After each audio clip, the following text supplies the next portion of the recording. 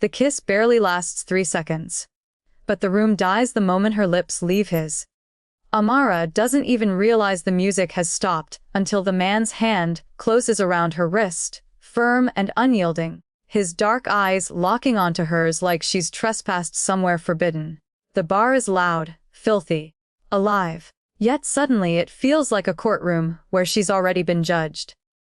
Someone laughs nervously behind her. Someone whispers his name like a warning instead of an introduction.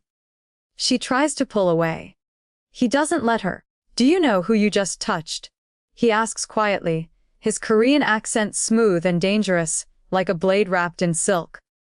Amara shakes her head, pulse crashing in her ears. This was supposed to be a dare. A stupid joke after too many drinks. One reckless moment to prove she wasn't invisible anymore. Not the divorced woman working 2 jobs.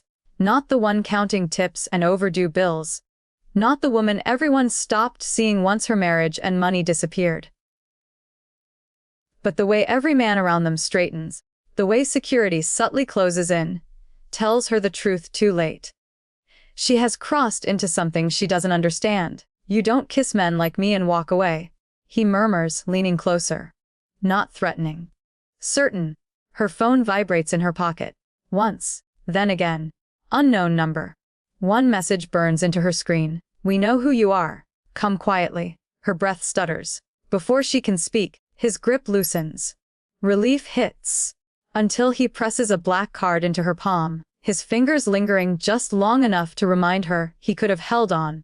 "Now," he says calmly, eyes never leaving hers. "You belong to my problem." She looks down at the name etched in sharp silver letters. Seo Joon Kang. The man everyone fears. The man whose reputation swallows rooms whole. Ruthless, untouchable. Whispered about in corners where people don't ask questions. And yet, standing this close, she feels something else beneath the control. Watchfulness, calculation, a loneliness locked behind discipline and scars she can't see. Amara lifts her chin. She refuses to beg. She's never survived by begging. But as she slips the card into her pocket and turns away, fear coils low and deep, whispering a truth she can't escape. This kiss wasn't a dare, it was a sentence. Subscribe to Love and Loyalties before the truth changes everything. The car waiting outside the bar is black, silent, and expensive in a way that doesn't ask permission to exist. Amara hesitates for half a second before the door opens on its own. The man from the bar, Seo Joon Kang, doesn't touch her this time. He doesn't have to. 2 men in dark suits stand close enough that she understands the truth. Getting in is a choice. But leaving will not be. The city blurs as the car moves. Neon gives way to glass towers and gated streets, to a part of town Amara has only ever seen on billboards and television screens. Her phone is dead. Or disabled. She isn't sure which is worse. Seo Joon sits across from her, composed, scrolling through messages as if he hasn't just ripped her out of her life. When she speaks, her voice surprises her by staying steady. "Where are you taking me?" "Somewhere you already belong," he says, not looking up. The building is all steel and silence. No sign, no logo. Inside everything smells like money and restraint. Armed men stand at measured distances, eyes alert, hands still. No one speaks to Seo Joon. They nod, they move, they open doors. Amara feels it then, the shape of his power. Not loud, not chaotic. Absolute. He leads her into an office that overlooks the city like it owns it. Floor to ceiling windows. A long table. One chair waiting for her, placed deliberately too far from his. He gestures. She sits. He remains standing. "You kissed me because you thought I was dangerous," he says. "You were right." Her spine straightens. "You dragged me here because of a kiss." A faint smile. "No. I dragged you here because of what you did 3 years ago." He slides a tablet across the table. On the screen is a file she hasn't opened since her divorce. Contracts, shell companies, carefully worded crisis strategies. Work she did when she was still married, still trusted. Still pretending she could keep her hands clean, while fixing other people's messes. Her mouth goes dry. "That work," he continues calmly, "is connected to a financial artery currently feeding my enemies. I don't work like that anymore, she says. I haven't for years. You don't get to decide when your usefulness expires. The words hit harder than a threat. He isn't angry. He isn't emotional. He's informing her of a fact. He explains it piece by piece, like a professor dismantling a theory, a cartel pushing into his territory. Money moving through fronts she once helped stabilize. Codes and structures she understands better than most. He didn't pick her at random in a bar. He knew her name before she ever touched him. You were watched, he says. The kiss simply made it public. Public. She swallows. So what? You scare me, blackmail me, and expect me to what? Fix this for you? Wes? The word lands cleanly. Her hands curl into fists beneath the table. And if I say no? Seo-jun finally sits. He leans back, folds his hands, and looks at her like she's asked something almost sweet. Then your former clients will remember you, he says. Your divorce will become evidence. Your finances will be audited. Your name will stop opening doors and start closing cells. She feels the floor tilt. You'd destroy me. I would expose you, he corrects. The destruction would be the result. Silence stretches. Somewhere beyond the glass, the city keeps breathing. Amara forces herself to breathe with it. You don't own me, she says quietly. His gaze sharpens. Not angry, not offended. Interested. No, he agrees.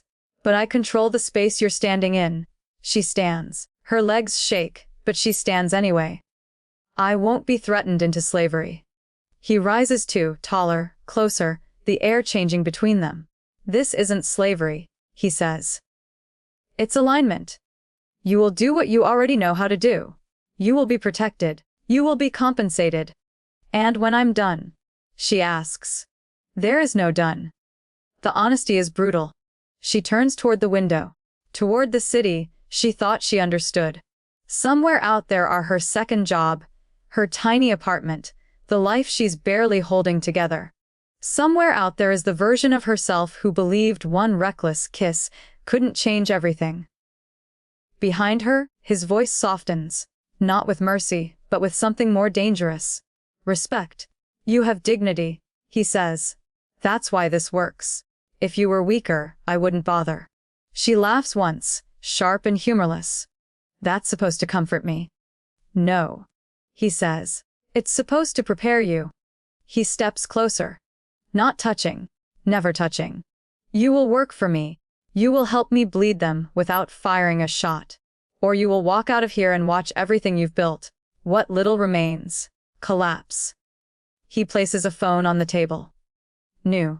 Unlocked. Waiting. One choice, he says. Stay and survive. Or leave and lose. Amara looks at the phone. Then at him. Her fear is still there, heavy and real, but beneath it, something else hardens. Pride. Defiance. The refusal to disappear quietly. She reaches for the phone. Not because she agrees, but because she refuses to be erased. Amara learns quickly that Seo-jun's world doesn't sleep. It watches. The first thing she notices is the silence. Not the peaceful kind, but the disciplined kind, where every sound feels intentional. The apartment he assigns her overlooks the city from a height that makes the streets look harmless. It's beautiful, immaculate, and wired. Cameras hidden in corners. Security outside doors that never knock. Her phone pings with updates she didn't ask for. Her movements are logged. Her schedule curated, her access approved in layers she can't see. You're safer this way, Seo-jun says the first time she confronts him. Safe doesn't usually feel like being owned, she replies. His mouth twitches, not quite a smile. You're confusing observation with possession. Am I? He doesn't answer. He rarely does when the truth would give her leverage. He introduces her to the empire slowly, like exposure therapy. Boardrooms filled with men who stop talking when she enters. Luxury cars that idle while decisions are made with nods instead of words. Restaurants where the staff already know her name. She becomes a presence. Noticed, measured, debated. Some look at her with curiosity. Others with resentment. A few with something darker. At every turn, Seo-jun watches her. He tests her in small ways at first. Asks for assessments without context. Hands her files with pieces missing. Leaves her alone in rooms where conversations continue, just loudly enough for her to hear. He wants to know what she'll repeat, what she'll hide, what she'll challenge. She challenges him. This contract is designed to fail, she says during one late night review, pushing a tablet back across his desk. You're bleeding money to bait someone. He studies her face. And whoever you're baiting already knows, she replies. Which means someone is feeding them. The room stills. Careful, he says quietly. Accusations travel fast in my world. So does betrayal. She fires back. You brought me here because I see patterns others miss. Don't punish me for doing the job you forced on me. For a moment, she thinks he might throw her out. Or worse. Instead, he leans back and regards her like a chessboard that's just revealed a new move. Continue. That's how it starts. Mutual tension sharpened into something almost like respect. Almost. Publicly, he keeps her close but distant. She stands at his right hand in meetings, but is never introduced with warmth. When men test her authority, he doesn't intervene. He watches. She answers calmly, precisely, dismantling arguments without raising her voice. The room shifts when she speaks. Power doesn't always need permission. Sometimes it earns silence. Privately, he pushes harder. You're getting comfortable, he says one night as they review offshore accounts. Comfort makes people careless. I'm getting accurate. She replies without looking up. You confuse the two because you rely on fear. He steps closer. Too close. She can feel his presence like heat. Fear keeps people honest. So does intelligence, she says, finally meeting his eyes. And I'm not afraid of you the way you want me to be. Something flashes between them. Surprise. Interest. Something dangerous. The air tightens. For a breath, neither of them moves. The distance between them feels intentional, charged, full of words they aren't saying. She wonders if he's ever stood this close to someone without deciding whether to break or protect them. He steps back first. Good, he says. Then you'll survive. The stolen glances start after that, in reflections on glass walls, across crowded rooms, in elevators where silence stretches too long. He never touches her. She never asks him to. But the awareness is constant, humming beneath every interaction. At night, she works. She digs into numbers, metadata, timing discrepancies. Patterns emerge, subtle, deliberate. Someone has access to Co. June's internal schedules. Someone knows which fronts are decoys and which are real. The leak isn't sloppy. It's intimate. You trust them, she says carefully one evening. He stiffens. Trust is earned. Then someone earned it, she replies. Too well. He doesn't argue. He gives her more access instead. It's a test wrapped in permission. She takes it. What she finds unsettles her. Encrypted messages routed through shells she recognizes. Not from her recent work, but from years ago. Structures she helped design, repurposed. Someone didn't just follow her trail. They anticipated it. Her hands tremble as she pulls timelines together. References locations. Dates. Faces. This wasn't opportunistic. She brings the findings to Co. June just before dawn.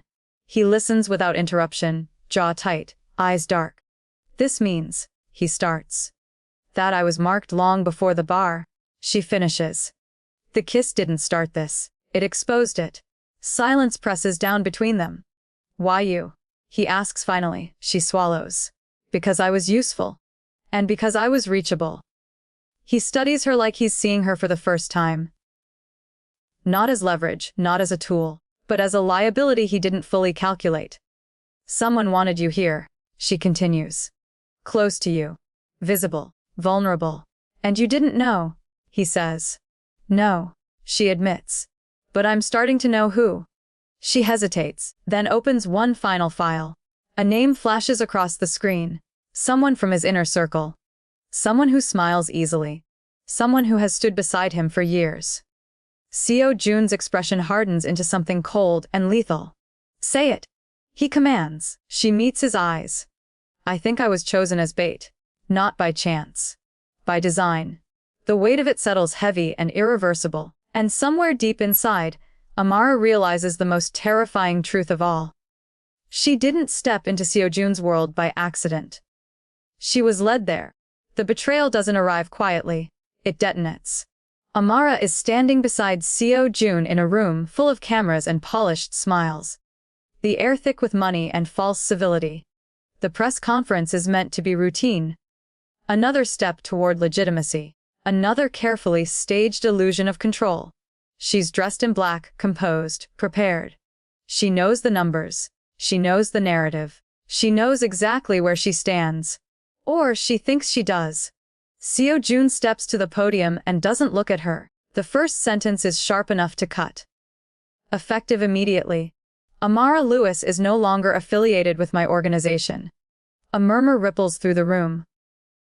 Amara's breath catches, but she doesn't move, not yet. This must be strategy, a misdirection, something she hasn't been briefed on.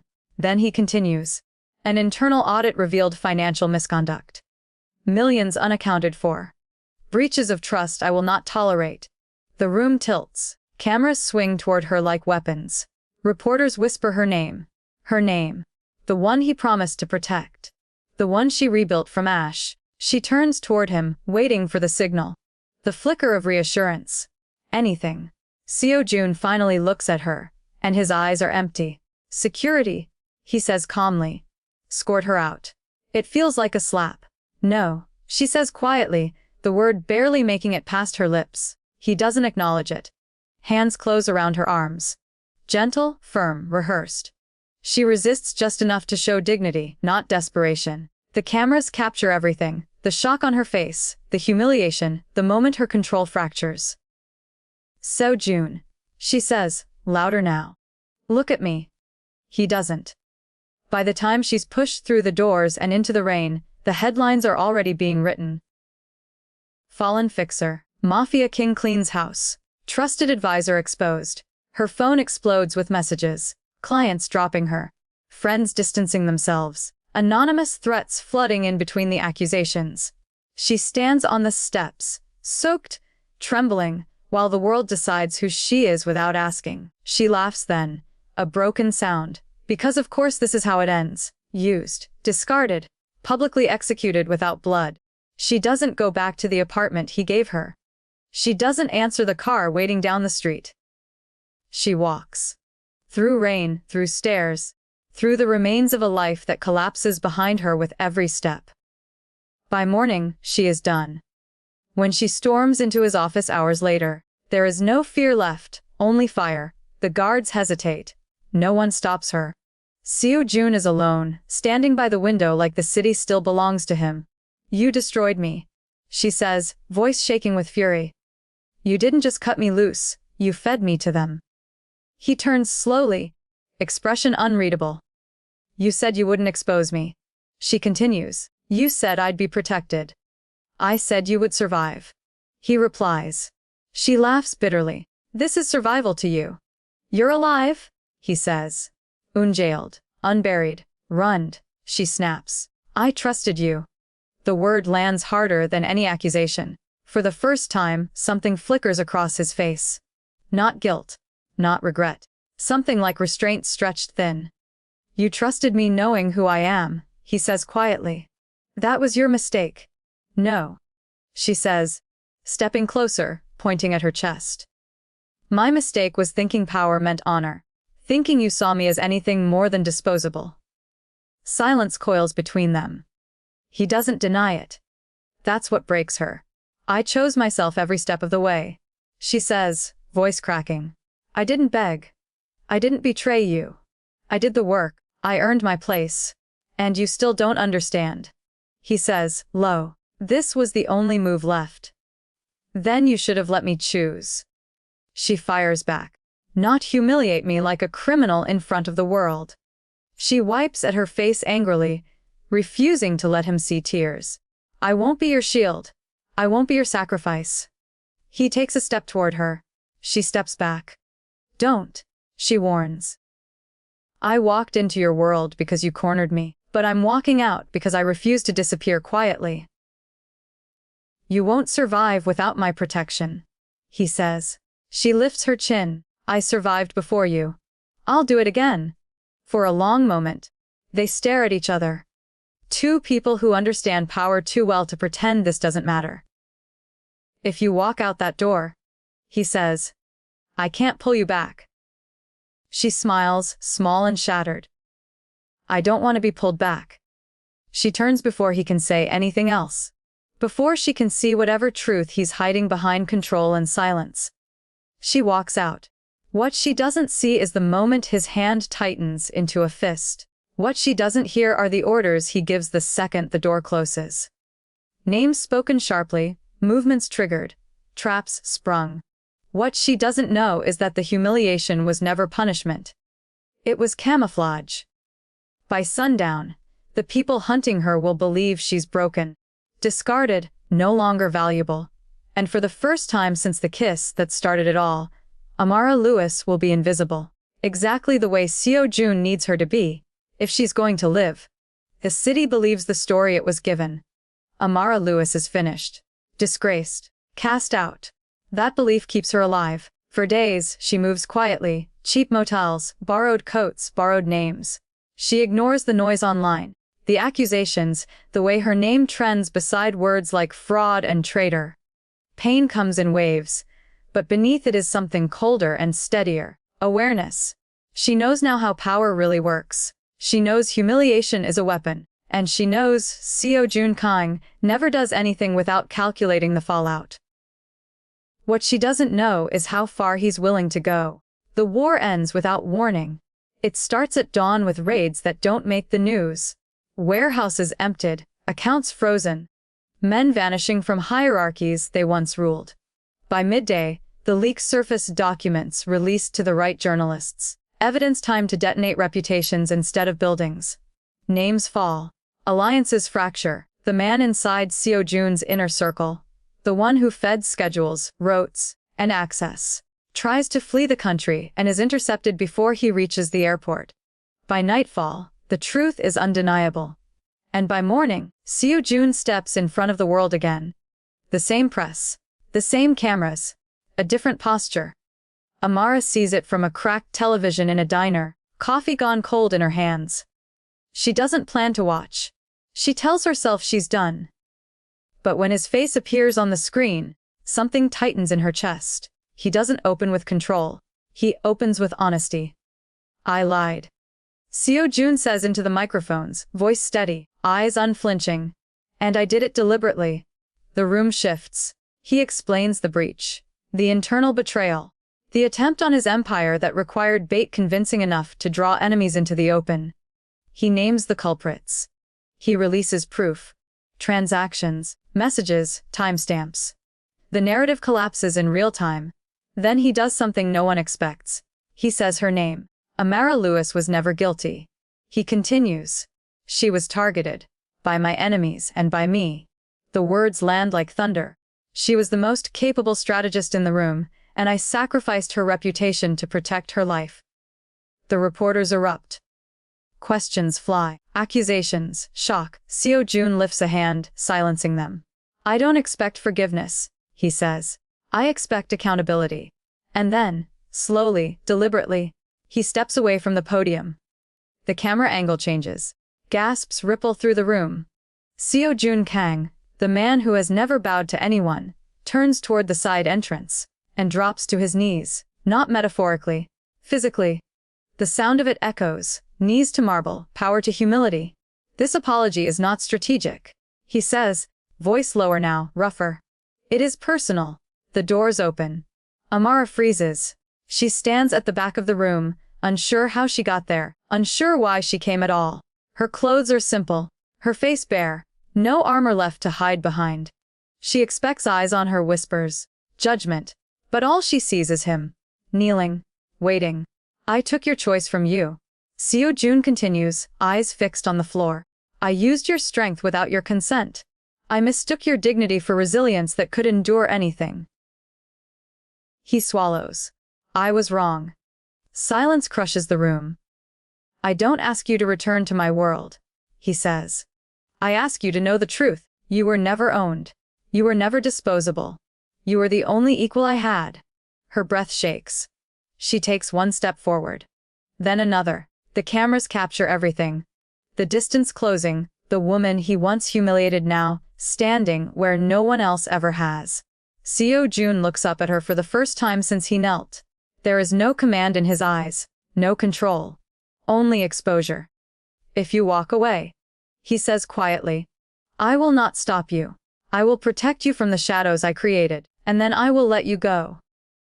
The room holds its breath. Amara feels the weight of every version of herself she's been. The woman who counted tips, the woman who fixed monsters for a living, the woman who refused to beg even when trapped.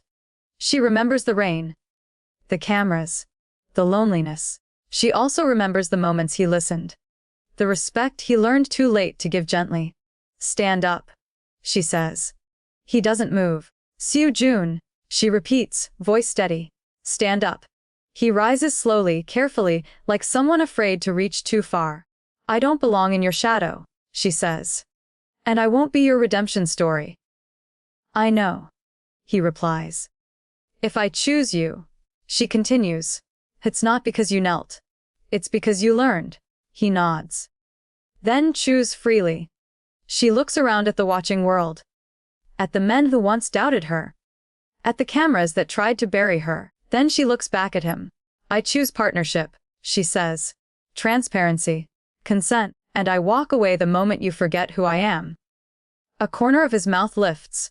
Not in triumph, but relief. You'll never have to remind me, he says. He offers his hand. Not to claim her. To meet her.